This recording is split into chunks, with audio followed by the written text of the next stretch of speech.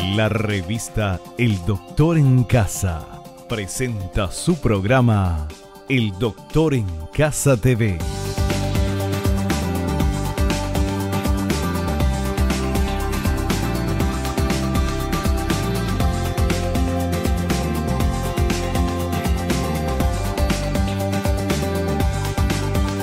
Con la conducción de Vivi Landó.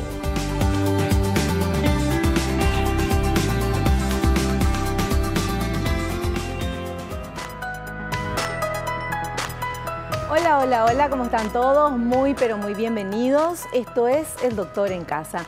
Hoy vamos a hablar de un tema muy interesante, sobre todo porque acá tratamos de hablar de la prevención. Nosotros en El Doctor en Casa buscamos el mejor estilo de vida, el estilo de vida saludable, cómo prevenir algunos problemas, cómo evitar algunas enfermedades y obviamente cuál es el tratamiento de cada una. Hoy vamos a hablar de cómo prevenir la preeclampsia durante el embarazo.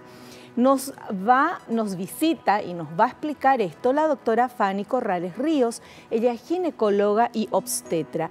Y vamos a ver, por favor, señor director, esta placa que nos explica qué es la preeclampsia. La preeclampsia, también conocida como enfermedad hipertensiva aguda del embarazo, afecta entre el 6 y el 8% de todas las embarazadas. Usualmente se presenta después de la semana 22 de embarazo y conforme aumenta la edad de gestación, se incrementa la posibilidad de presentarla. En caso de sospechar que pueda tener preeclampsia, debe acudir al ginecólogo, puesto que la vida de la madre y del bebé pueden depender de un diagnóstico y de un manejo médico oportuno. Comenzamos de esta manera, El Doctor en Casa.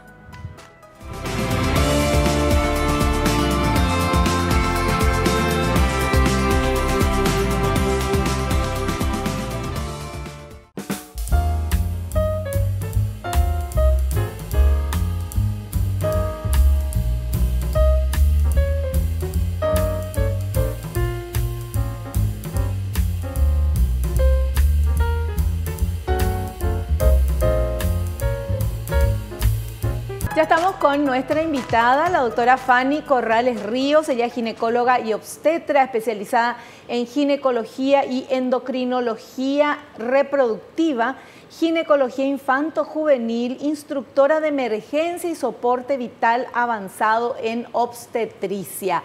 La doctora Fanny Corrales Ríos está con nosotros y es un gusto recibirla acá en el programa. Hola doctora, qué gusto tenerte. Sí, nuevamente, yo me siento en casa cada vez. Pero por supuesto, esta es tu casa, sí, esta es tu muy casa. Relajada. Qué gusto, qué maravilla, porque el tema que vamos a hablar también es súper importante, doctora.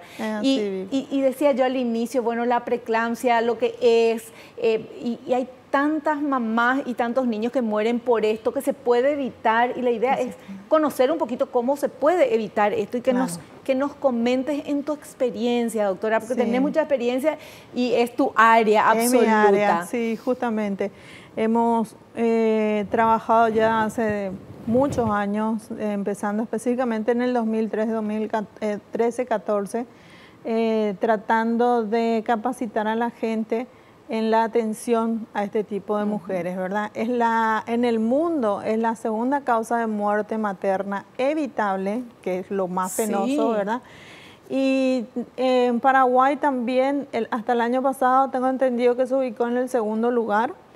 Y hoy día estamos teniendo en primer lugar, salió un informe que hubo 37 mujeres fallecidas por preeclampsia. Realmente estamos ante una patología al que no se le sabe diagnosticar ni tratar a veces en forma o se minimiza mucho los riesgos de la preeclampsia. Pero sí, hago siempre énfasis de que es una de las causas de muertes maternas. Doctora, pero eso que me está contando, ese número de mujeres, 17 mujeres. 37 mujeres, madres que murieron en el parto, o sea, o puede antes. ser en el parto o antes. Sí. Bueno, pero porque tenían presión alta. Y no fueron a consultar a tiempo. Y eso entonces, le iba a preguntar, no fueron a consultar a tiempo, no hicieron sus controles. Claro. y después cuando ya llega ese momento ya los médicos no pueden hacer milagros. Es muy difícil, así es. Es muy difícil manejo cuando estamos ante una situación crítica y grave. Es muy triste, doctora, lo que estamos hablando. Muy triste. Pasó esto, 37 mamás, 37 mujeres que podían estar vivas, cuidando a sus hijos, disfrutando de la vida. Claro, esa es la realidad, ¿verdad? Y sabemos que hay factores desencadenantes, factores de riesgo, por eso siempre insistimos tanto en la importancia del control prenatal desde el inicio, ¿verdad? Decía, lo que yo leía en la placa al inicio, decía que aparece después de la semana 22, ¿es así? Bueno, incluso hay colegios, ¿verdad? Científicos que dicen desde la semana 20, ¿verdad? Eso ahora está mucho en discusión porque suele aparecer también en ciertas situaciones mucho antes, y si nosotros nos encasillamos con la semana 20, yo puedo decir como médico, no, esto no es una preeclampsia, ¿verdad?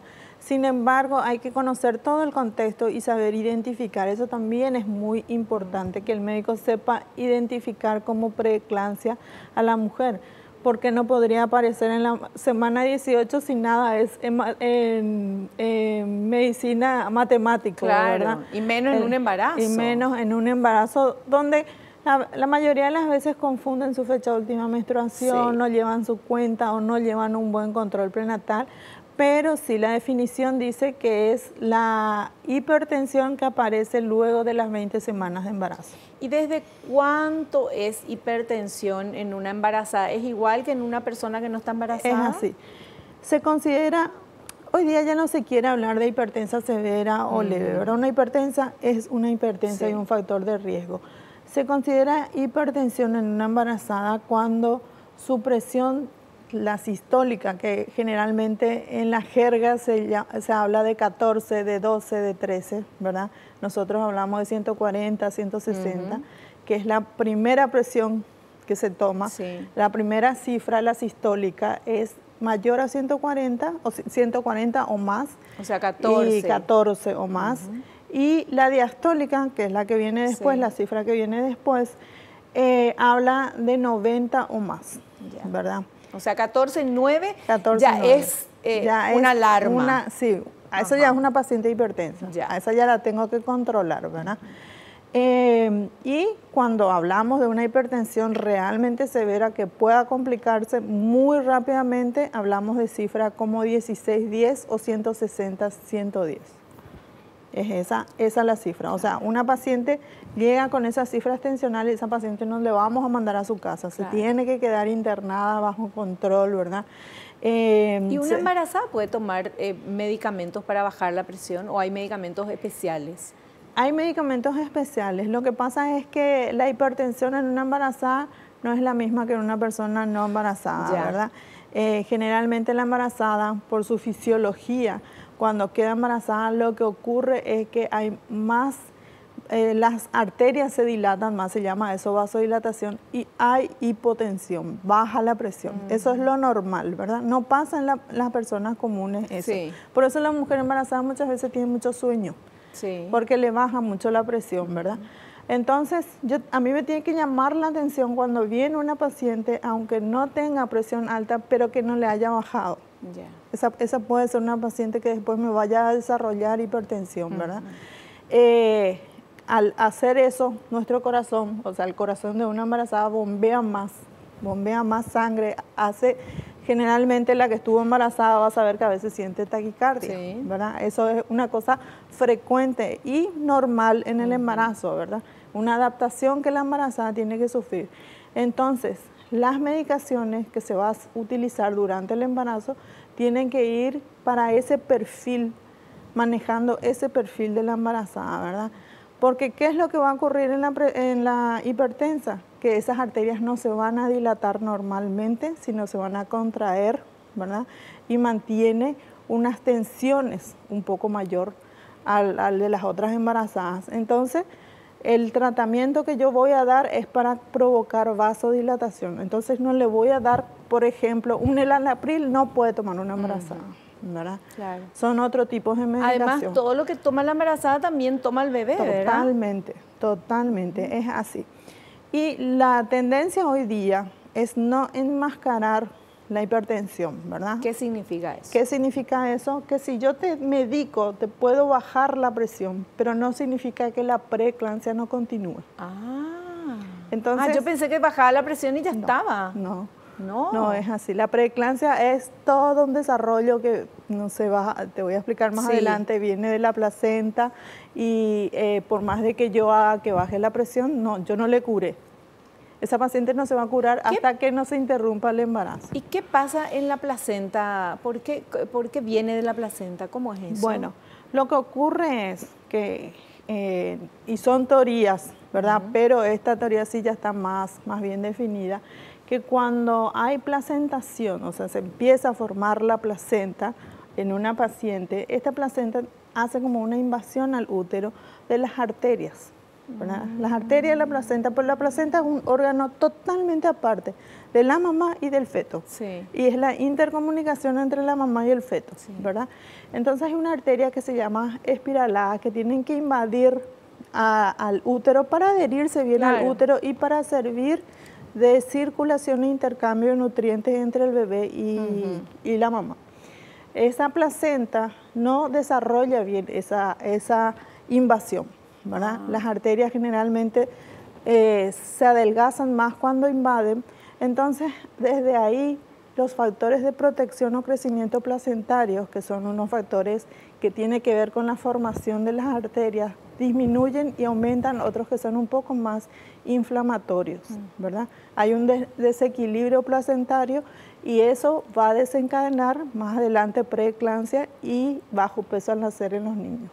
¿Y eso se puede tratar la placenta? Se puede hacer unos diagnósticos precoces, ¿verdad? Que a mí me lleva a sospechar que vaya a desarrollar diabetes, hipertensión en el embarazo, haciendo, por ejemplo, el Doppler de las arterias uterinas entre las semanas 11 a 13. ¿verdad? ¿Eso se hace normalmente? Se hace. Se debería hacer en todas las pacientes, sobre todo. ¿En todas las épocas? Estoy tratando de acordarme cuando yo tuve bebé, nunca me hice. No sé si en tu época eso es vintage. Bueno, ahora sí, por suerte, dale. Entonces, este estudio que se llama Doppler de la arteria uterina se hace en esa época, ¿verdad? Generalmente un médico le solicita al ecografista que le realice una evaluación y si eso viene alterado, ¿verdad? Entonces nosotros no podemos todavía catalogarla, pero sospechamos. A eso le sumamos otros factores de riesgo de la paciente, ¿verdad? Que sea obesa, que haya tenido antecedentes de familiares con hipertensión, que ella misma haya desarrollado hipertensión en otro embarazo, otros factores que sumando a eso decimos esta tiene alto riesgo de desarrollar preeclampsia y lo que hacemos es prevenir tomando aspirina.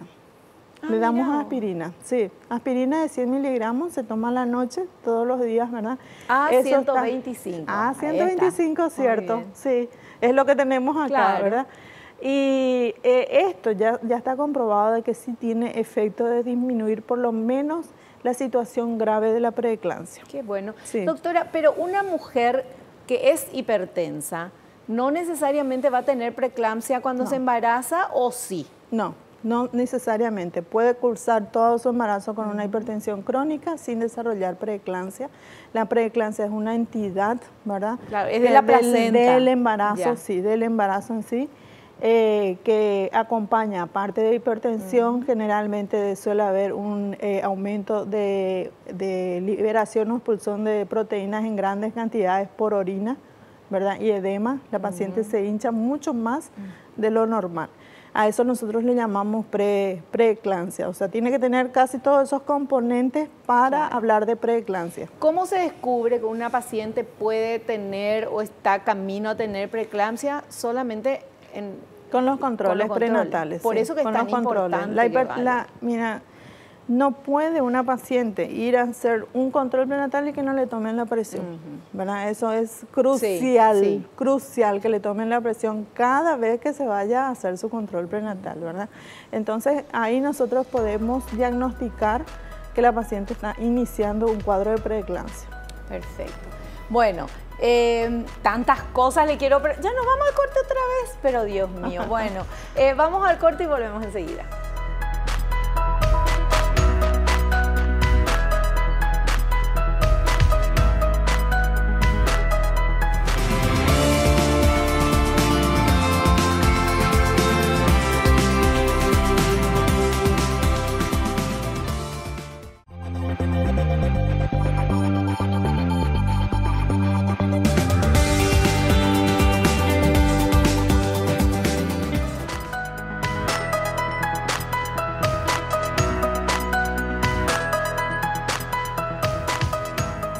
hablando con la doctora Fanny Corrales Ríos, ginecóloga y obstetra, sobre cómo prevenir la preeclampsia, obviamente durante el embarazo. Y tenemos este primer material que queremos compartir con todos. ¿Qué podría originar la preeclampsia? Aún no se ha determinado con precisión el origen, pero se conoce que el tejido placentario produce una serie de sustancias que actúan a nivel de los vasos sanguíneos arteriales terminales, llamados capilares, provocando el espasmo de los mismos y consecuentemente el incremento de la presión sanguínea, lo cual puede dañar diferentes tejidos y alterar el funcionamiento de órganos. ¿Qué nos comentaste, verdad? Sí, eso es lo que estábamos hablando, ¿no? Es muy importante que la placenta obtenga una buena circulación, ¿verdad? Y sobre todo en el proceso de placentación. De ahí se va a nutrir el niño o la niña, ¿verdad? El feto. ¿Y hay algo que una mujer que va a quedar embarazada o que se quedó embarazada puede hacer para que eso funcione, que su placenta esté bien?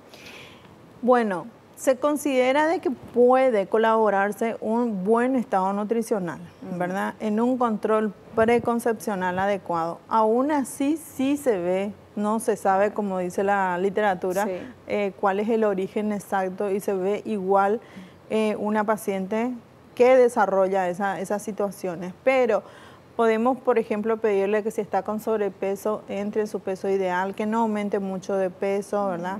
Si es una persona con tendencia a la diabetes, que se cuide mucho en su alimentación. La embarazada tiene que cuidarse, ¿verdad? Y suplementarse si hay algún tipo de deficiencia, ¿verdad? Los suplementos con vitamina D, con todo lo que necesite, para lo que no significa 100% que no vaya a desarrollar esa preeclampsia. Pero por eso que es tan importante hacer todo eso, pero no tenemos un lugar donde la embarazada pueda ir a hacer sus controles separados de otro tipo de enfermedades. Yo creo que ahora sí ya se estableció eso, o sea, se reanudó todo el tema de control prenatales, ¿verdad? Porque la paciente con control prenatal, tanto en el sector público como privado, es muy difícil que la atendamos a distancia o por telesalud. Claro. Tiene que tener, aunque pueda realizarse algunos tipos de controles como lectura de algunos estudios, sí, yo como médico necesito evaluarla a esa paciente, ¿verdad? La evaluación es imperiosa. El peso mismo, porque estas mujeres se edematizan bastante. Si yo eso no observo, no controlo y no sé medir, porque una embarazada normalmente se edematiza, pero esta con exageración. Entonces eso también, por ejemplo, es un signo clínico que a mí me dice que esta paciente está desarrollando preeclampsia. Perfecto. Bueno, vamos con este siguiente material que justamente habla de los síntomas. A ver. Síntomas y signos en la paciente. Dolor de cabeza persistente, visión borrosa o la sensación de ver lucecitas, zumbidos o sensación auditiva molesta, dolor abdominal intenso en la boca del estómago, que irradia al costado derecho, hinchazón de pies y o manos, el cual cada vez es mayor, náuseas y vómito. Los signos que el personal médico puede detectar son aumento de la presión arterial o pérdida de proteínas por la orina, retención de líquidos, lo que conlleva a un aumento de peso fuera de lo usual.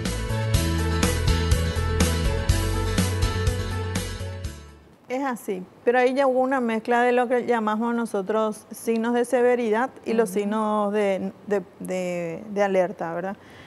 Por ejemplo, una paciente con cifras tensionales elevadas que no llegue a una cifra muy superior a 140-90 y que empiece a edematizarse, porque como le dije, el edema de por sí solo es normal en la embarazada, se puede hinchar el tobillo, ¿verdad? Pero si acompaña eso a hipertensión, yo le hago un análisis y veo que a través de la orina está eliminando muchas proteínas, ¿verdad? A eso yo le llamo preeclampsia. Esos son los signos que tengo que encontrar para decir preeclampsia y tenerla bajo control estricto y seguimiento, ¿verdad?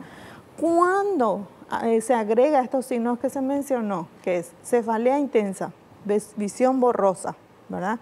Ve así como estrellitas, zumbido en el oído, dolor a nivel de de la boca del estómago, dolor intenso que no pasa ni con omeprazol. Estos son signos de severidad. Esta paciente tiene que acudir inmediatamente al hospital, se le tiene que internar, independientemente muchas veces de las cifras tensionales, que esto puede aparecer a veces con cifras menores, ¿verdad? Esa tiene que estar internada, se le hace un tratamiento para prevenir las convulsiones, porque lo que va a hacer es convulsionar, y cuando convulsiona se llama eclampsia, y la eclampsia es altamente mortal.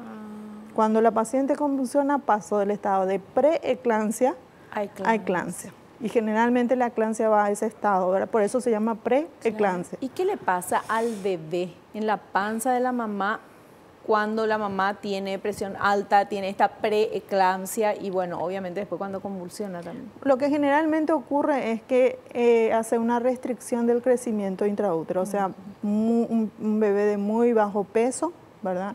También disminuye mucho la cantidad de líquido amniótico y como vimos hay una alteración en la circulación placentaria que también va a ser una alteración en la circulación fetal. Y cuando es también otro signo de severidad, cuando tenemos nosotros alterados ciertos estadios de la circulación fetal, se interrumpe la gestación. Hay que interrumpir. Entonces por eso es que a veces nosotros escuchamos que se busca incubadora, porque esa paciente se le tiene que interrumpir y probablemente ese bebé no va a sobrevivir sin una incubadora. Si no tiene incubadora, claro. Se interrumpe el embarazo, le sacan al bebé para ponerle en una incubadora, que no se entienda así, no es un aborto, se le saca al bebé cuando es viable, ¿verdad? Al bebé se le saca. Es que no podemos tenerle en riesgo de vida a la madre porque está corriendo el bebé también en riesgo. Y del momento en que está con la preeclampsia, se interrumpe el embarazo, se le saca al bebé, se le pone en una incubadora. ¿Qué pasa con esa mamá? ¿Se le saca la placenta y ya se solucionó el problema? Empieza a mejorar. Se la sigue con control estricto porque todavía están ahí las hormonas y toda la situación que pueda volver a complicarse, pero en general ellas mejoran. Por eso se dice que el único tratamiento de la preeclampsia es la interrupción del embarazo. Perfecto.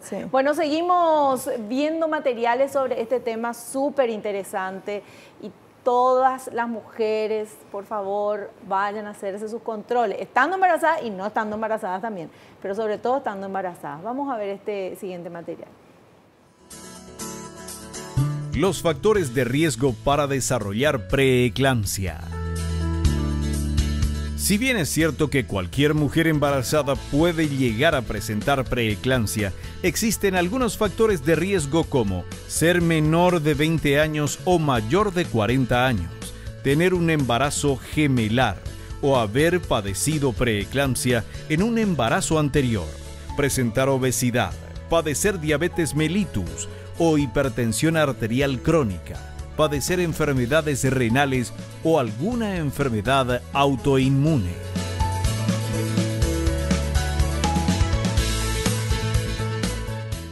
Bueno, un informe bastante completo esto, es así. Quiero hacer énfasis en el tema de adolescencia porque escuchaste que me toca mucho trabajar con ellas, ¿verdad? Realmente a veces ni siquiera hay muchos estudios hechos en adolescentes, los estudios están más hechos en mujeres adultas, ¿verdad? Y a veces ellas desarrollan la parte grave de la enfermedad sin ni siquiera llegar a cifras tensionales altas, muy altas, sí. ¿Y primero, cómo se sabe eso? ¿Cómo con todos los signos que te expliqué. O sea, si a mí me viene una paciente adolescente a consultar y me dice, doctora, tengo mucho dolor de cabeza, ella está dermatizada, sin embargo, tiene una presión arterial de 13,8. Esa paciente es una paciente grave, independientemente, y esto se ve mucho en las adolescentes, ¿verdad? Porque la adolescente es una niña, una mujer que está en etapa de crecimiento y desarrollo y ya está desarrollándose dentro de ella otro ser, ¿verdad? Entonces, evidentemente cuando ocurre el tema de la placentación, en ese útero que está inmaduro, más frecuentemente va a desarrollar preeclampsia. Por eso, ojo cuando vamos a hacer el diagnóstico en un adolescente. Su comportamiento es totalmente diferente, ¿verdad? Y el cuidado tiene que ser más cercano. De hecho, a nivel mundial, se dice que son ellas las que aumentan la cifra de muerte por eclampsia, las adolescentes, ¿verdad? Se ve mucho más en lugares en vía de desarrollo como Latinoamérica que, por ejemplo, en Londres o en Estados Unidos, este tipo de cosas. O sea, que el adolescente sí tiene un trato y una visión especial en cuanto al perfil de una embarazada con preeclampsia. Ahora también puede desarrollarlo una paciente, sobre todo cuando se embaraza por primera vez después de los 40 años. Es otro factor de riesgo. De hecho, la primigravidad o el embarazo por primera vez es un factor de riesgo. Claro. Sí, puede desarrollar una persona y después no volver a desarrollarlo, ¿verdad? También la primera pareja. O sea, que te embaraces por primera vez de un hombre, ¿verdad?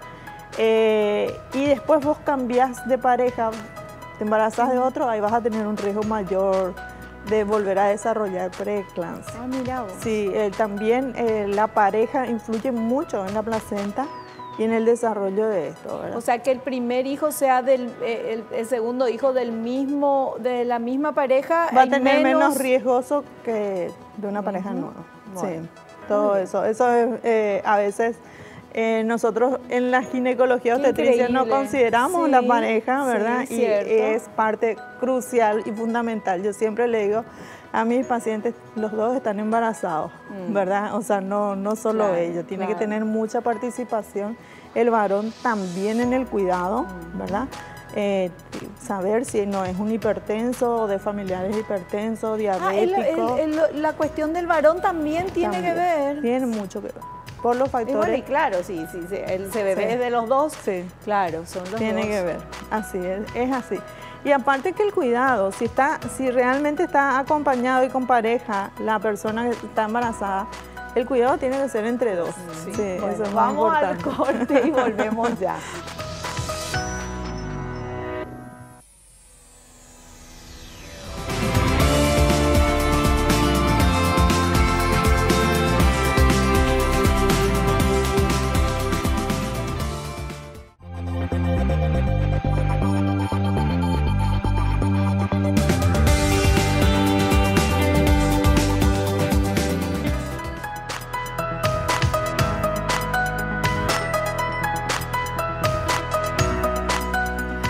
Continuamos hablando del tema súper interesante. Estamos aprendiendo muchísimo con nuestra invitada y tenemos muchos materiales todavía para compartir. Vamos con este siguiente material, por favor. Tratamiento de la preeclampsia. Dependerá de la edad de gestación y de la severidad de la enfermedad. En casos leves, el manejo puede ser solo de reposo en cama. Vigilancia del bienestar materno-fetal con ultrasonografía, monitoreo cardíaco-fetal, análisis sanguíneos maternos, determinación del peso diariamente, toma de la presión arterial varias veces al día. En casos severos, se indica internamiento hospitalario para administración de medicamentos antihipertensivos y otros para evitar daño renal y convulsiones. Sin embargo, la cura de la preeclampsia es el nacimiento del bebé, aún en casos de prematurez.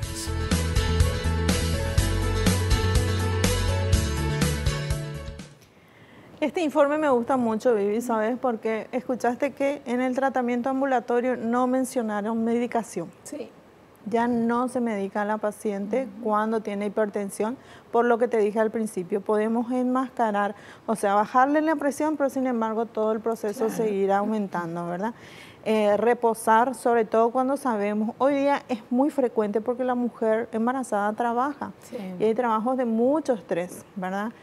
Y en etapas donde son mucho más estresantes, como por ejemplo a final de año. Entonces lo que hacemos, es así, ¿verdad? Se les encima, tienen que entregar trabajos y eso desencadena también, es un factor muy importante. Entonces lo que yo les suelo decir es, van a tener que salir a reposar, ¿verdad? El reposo que se indica generalmente no es absoluto, sino evitar ese estrés excesivo, ¿verdad? Estar en casa, no va a estar todo el día acostada, ¿verdad?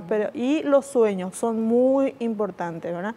Que se respete las 8 horas, o 12 horas incluso, a veces se habla de eso, de dormir, ¿verdad? Que podría ser, si duerme 6 horas a la noche, bueno, que duerma la siesta 2 horas, una cosa así, pero respetar ese reposo, que tenga una vida mucho más relajada y que cuesta Porque igual, a veces cuando una es la que hace todo, sale de la oficina y le siguen hinchando, ¿verdad? Yo le digo a mi paciente, no, o sea, tu bebé depende de vos. Así mismo. Tu oficina no, ¿verdad? Nadie se va a morir en tu oficina, tu bebé sí. Y esa es la realidad, por eso es que hay que ser consciente de esa situación. Cuando está en una etapa crítica, ya es para internar y tratar. Y bajar a la presión, tampoco no muy bajo, porque ella ya está acostumbrada a unas cifras tensionales en la que el bebé recibe la circulación, entonces controlamos con medicación y una medicación para prevenir las convulsiones que se llama sulfato de magnesio, ¿verdad? Que es el tratamiento que recibe. Eso hasta que si estamos en una etapa muy prematura, hablamos nosotros menor de 34 semanas, lo que hacemos es tratar de prolongar 48 que no se puede sacarle al bebé todavía, ¿verdad? Lo que hacemos es madurar, ¿verdad? Hacer una protección neurológica 48, máximo hasta 7 días y se interrumpe igual, porque ese proceso no va a retroceder. Claro. No va a retroceder. Es la única manera para que escucharon que la interrupción del embarazo nuevamente, o sea, sacar el bebé es el tratamiento, no hay otro tratamiento, ¿verdad? Cuando está avanzado, mayor a las 34 semanas, se hace igual la maduración, pero se interrumpe sin pensarlo. No llegamos a las 37. Perfecto. Bueno, vamos a ver este otro material, por favor. Consecuencias si no se toman las medidas adecuadas.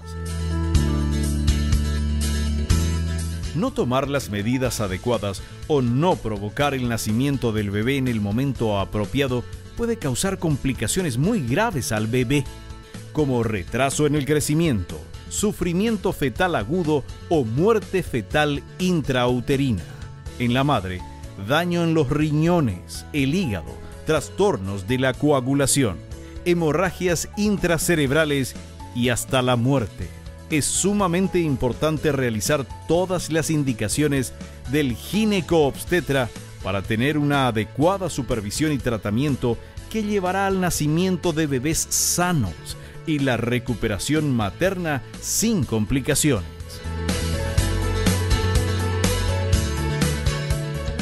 Nosotros le decimos restricción de crecimiento, no retraso, porque a veces la palabra retraso piensan que es algo neurológico, ¿verdad? Como que va a tener un trastorno neurológico el desarrollo, no.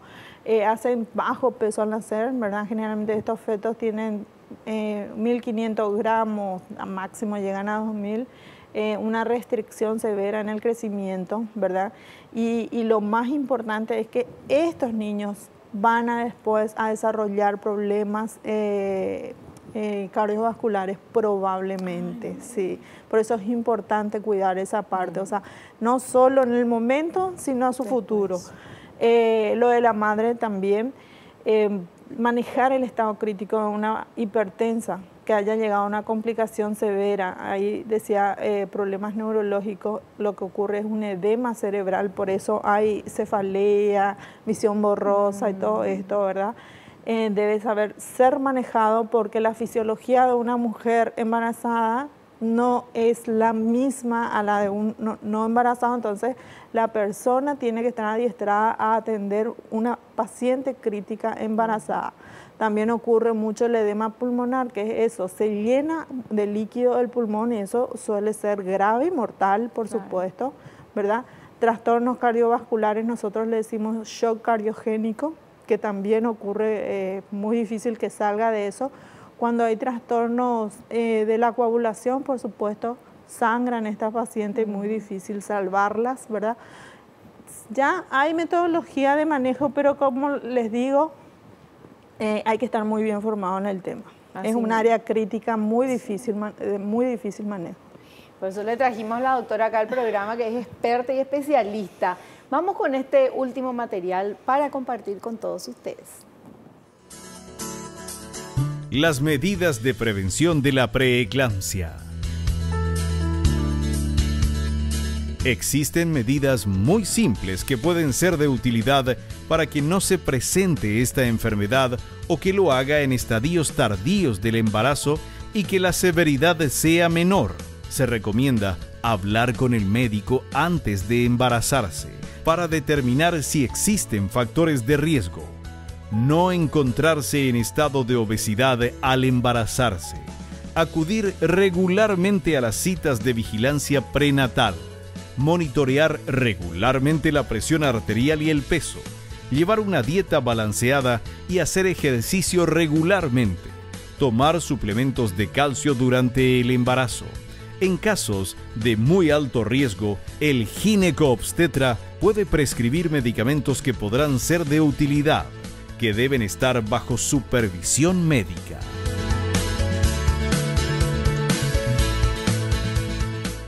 Sí, voy a insistir con el tema del calcio, ¿verdad? Hoy día se recomienda hasta 1 gramo de calcio en estas pacientes que tienen factores de riesgo y que desarrollen el tema del peso y el cuidado. Olvídense de eso de que estamos comiendo por 2, ¿verdad? Si bien sí comemos por 2, pero tiene que ser en calidad, no en cantidad. Claro. O sea, el niño lo que necesita son factores nutritivos o nutrientes, no una torta. Claro. Grande todos los días, ¿verdad? No pan. No pan y todo. Es importante cuidarse en ese sentido. Incluso yo suelo ver pacientes que tengo con obesidad o sobrepeso que le hago bajar durante el prenatal, el embarazo, ¿verdad? Ni siquiera subir 6 gramos, bajan y controlan súper bien, no se complican, es muy importante. La alimentación es la base de todo, eso es importante entender, ¿verdad? Bueno, el problema también, doctora, me tomo y cuchara yo acá, cuando decía visitar al médico antes de quedar embarazada, eso sería lo ideal. El problema que tenemos nosotros en Paraguay es la falta de educación sexual. Sí, entonces, la falta de educación sexual, la falta de planificación. Sí. La mayoría de los embarazos son, me embaracé, ¿verdad? O si no, se van para ver si están embarazadas y después ya para tener el bebé. Es importante, la información es lo primero que estos niños tienen que tener. Tenemos nenas embarazadas por falta de educación sexual, no que van a tener educación sexual y se les va a prender la lamparita y van a querer tener relaciones sexuales. Muy por el contrario, eso está probado en el mundo entero, doctora. Totalmente. Y hoy día hay una tendencia grande a hacer la salud preconcepcional una política pública. Tiene que ser la salud, porque probablemente una no acuda, sobre todo cuando es adolescente, a hacerse un control preconcepcional para embarazarse, ¿verdad? Y están los embarazos no planificados, ¿verdad? Que sí ocurren y bienvenidos sean si me gustan, ¿verdad? Claro. Pero no tuve mi control preconcepcional. Entonces debe ser enfocarse desde la política pública, así como alguna vez se iodaron todas las sales, hacer que los nutrientes necesarios para la población llegue a toda la población realmente, ¿verdad? Porque es importantísimo estar bien nutrido. Claro. Para tener un buen desarrollo en el embarazo. Obviamente. Bueno, y desde acá vamos a seguir bregando para eso, para que suceda eso y para aprender un poco todos juntos. Vamos al corte y volvemos.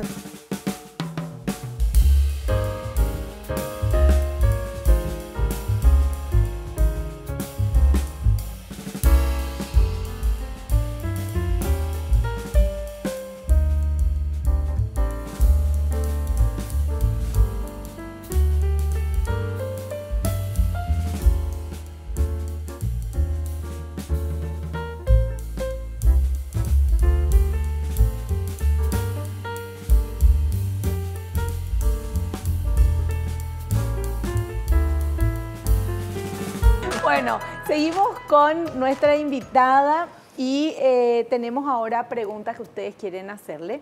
Y vamos, por favor, a ver estas preguntitas que llegan a través de las redes sociales. Gloria de Villarrica quiere saber si tener preeclampsia en el primer embarazo indica que se tendrá en los siguientes embarazos. No siempre. Pues es un factor de riesgo de volver a desarrollar, pero no siempre. Por ejemplo, si mejoró sus factores de riesgo como peso y compañía, en el segundo embarazo podemos evitar. ¿Y si se cambia de pareja? No, bueno, ya te conté sobre ese tema. Así mismo. Vamos con la siguiente consulta. Daniela de Tahuá dice, luego del nacimiento del bebé, la madre que tuvo preeclampsia debe tomar alguna precaución. Sí, sí. Imperioso no volver a embarazarse muy rápido, ¿verdad? Ahí sí hay mucho riesgo de volver a desarrollar esta enfermedad, ¿verdad? Un buen cuidado postnatal, ¿verdad? Ella igual se tiene que seguir suplementando. Ella puede desarrollar enfermedad grave de preeclampsia hasta las 40 días, ¿verdad? 28 días para ser preciso, pero nosotros le decimos después 40 de tener el bebé, después de tener el bebé. Todavía sigue ahí el influjo de ciertas sustancias que pueda desarrollar. Incluso existe la preeclampsia posparto y la eclampsia posparto también, ¿verdad? Que es muy severo, y entonces hay que seguir cuidándose, tomando todas las medidas de precaución y por sobre todo planificarse de manera segura y embarazarse cuando tu bebé cumplió 3 años. Perfecto, escuchen, sí. 3 años, ahí recién te tenés que embarazar. Bueno, vamos con la siguiente consulta.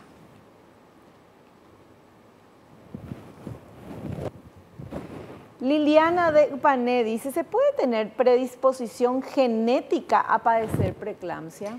Mira, no está eso todavía comprobado así a ciencia cierta, pero se sabe que una paciente cuya madre haya sido hipertensa o haya sufrido preeclampsia durante su embarazo, sí puede desarrollar también, o sea, pero hasta ahora sí es tal el factor genético no tenemos. Bueno, pero ¿qué es lo que podemos decir, doctora, de positivo de todo esto? Que si una mujer hace su prenatal y antes de embarazarse está en buen estado de salud, tiene menos posibilidades. Menos posibilidades de desarrollar la enfermedad, es así. Y que si tuviera, si acude al médico también tiene muchas posibilidades puede manejar muy bien, ¿verdad? El estado hipertensivo de preeclampsia se puede manejar, llegar a un buen término. Generalmente sí o sí se interrumpe a las 37 semanas si no hay estados de gravedad. Es así. Perfecto. Doctora, ¿dónde pueden ir dónde puede acudir una embarazada que usted pueda recomendar, hacer algún control? Todos los puestos del Ministerio de Salud tienen controles prenatales con muy buenos médicos. O sea, yo siempre digo que los médicos están tanto en el público como en el privado y somos los mismos, pero no somos muchos, ¿verdad? El sistema de salud hoy día tiene muy buenos protocolos de atención al control prenatal o su médico de cabecera, ¿verdad? Por supuesto. Perfecto. Sí. Bueno, muchísimas gracias, doctora. Ahora sí nos despedimos. Sí. Hasta el próximo programa. Dale. Te esperamos. Bueno, gracias por todo. Gracias. Nos despedimos hasta el próximo programa. Espero que te haya gustado y no te olvides, naciste para ser feliz. No te conformes con menos. Chao, chao.